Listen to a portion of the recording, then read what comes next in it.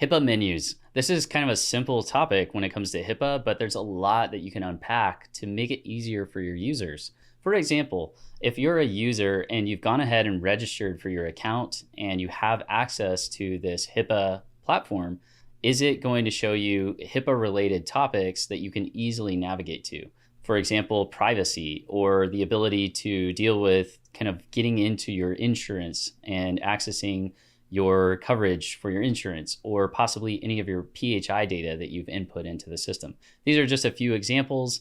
We may be looking at subscriptions or the doctor that you're working with, the pharmacist that you need to get a refill from. These are menus and they're access areas and kind of tree views that we're going to want to make sure that the user has access to and they can easily find without having to contact customer support. So that's what we're going to look at today, and we encourage you to be thinking about your project and how you can make it easier for the user to be able to find what they need in your HIPAA portal, e-commerce, pharmacy, lab, or other utility that you have. With that said, let's get into it.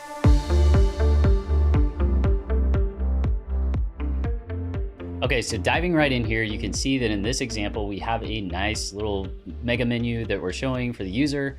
This is going to be kind of a pharmacy or an e-commerce type of an application that this might typically apply to. You can really use this for any situation.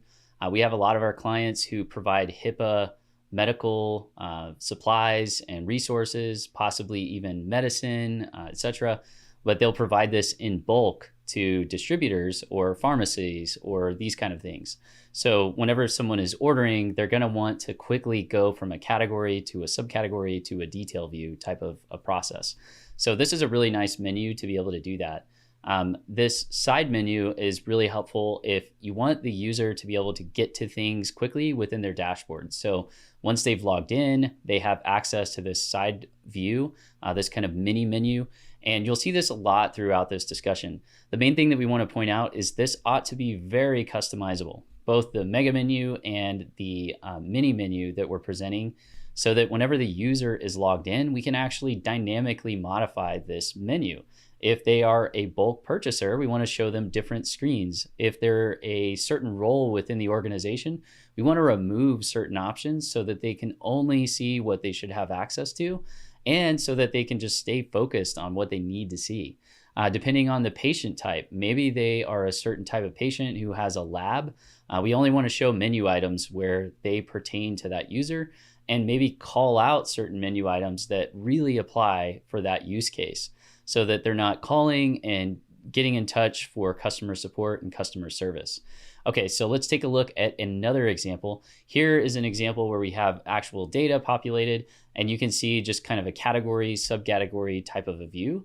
And then you can also see another mini menu whenever the user is logged in. Now, this ought to be, again, very customizable for your scenario, and then match your branding and your styling, of course.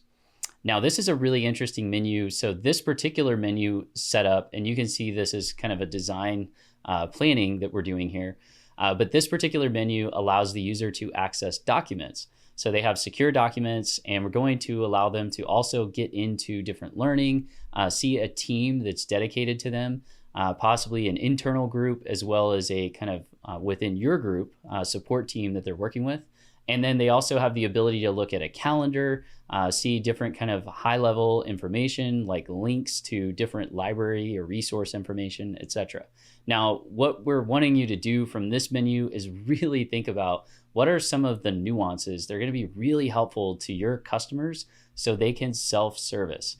If you kind of take away nothing else from this video, it's that you want to think about how can I help my users access kind of self-service capability within the site? And how can I specifically consider aspects related to HIPAA and some of the HIPAA data that I'm going to be providing them? And we'll, again, go through quite a few examples here. So buckle up as we kind of go through some of these. But that's really the main tone that we want you to take from this. Now, again, we can show a category, subcategory view, but have different imagery. And this can be really helpful for users so they can quickly get to the right subcategories if they're maybe not familiar with the name of those categories. Here you can see we're showing a really simple subnav. So if you know that there aren't that many areas that you want to cover, keep it simple. In fact, we'll show another example later where it's literally just two options and we show a visual of those two options and that's it.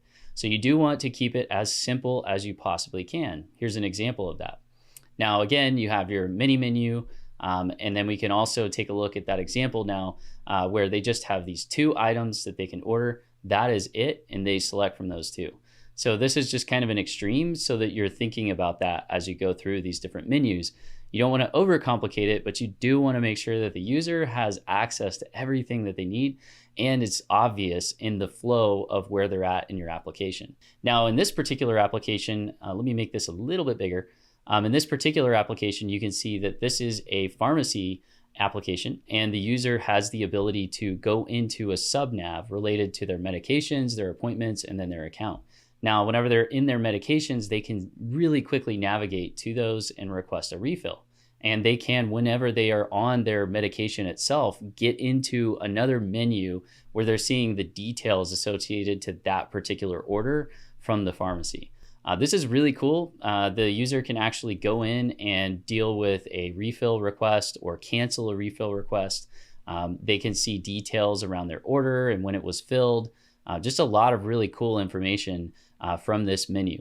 And you want to be careful that you're actually presenting this in a way that the user can find it quickly. This is probably one of the most obvious overlooked things whenever you kind of look at it in retrospect. But a lot of times our clients are so busy focusing on making sure their platform is HIPAA compliant, making sure they can deliver on the actual service or medicine that they're providing or physical items that they're providing, lab tests, etc. It's very complicated to do what you're doing. We want to encourage you to look at best practices and ask yourself to look at those, or shameless plug here, work with an expert who has done this and can help you present it in the right way, but really make it simple for your user and put yourself in their shoes. Ask yourself, if you're using this platform, how are you going to need to navigate to be able to find things optimal? So here we are looking as a doctor, and the doctor can see all of their requests. They're busy. They don't have time to go through a bunch of different screens and find things. They need to log in and see what they need to see right away. So here they can see all those different requests. They can go in and see their different patients, etc. And they can really take action quickly by using the menu. You really want to think about how they can, within a minimal number of clicks, get to the right area. And for someone who has very minimal knowledge, how are they going to what's the percentage rate of success with them figuring it out on their own? That's what you want to be thinking about with these different menus.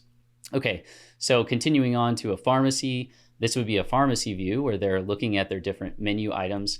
And so we just want you to consider some of the different menu items that we're showing for these different types of roles. This might help you to kind of, again, put yourself in the shoes of these different users and think about what they might be looking for. So again, we can see here, we're actually looking at a list of doctors for this pharmacy. And so this is kind of interesting that they can drill down into this detail as these different roles. Now, this is a whole nother scenario. This is a bulk order and site where this is basically a buying group or a distribution group that's giving items to pharmacies and bulk and other types of organizations like that.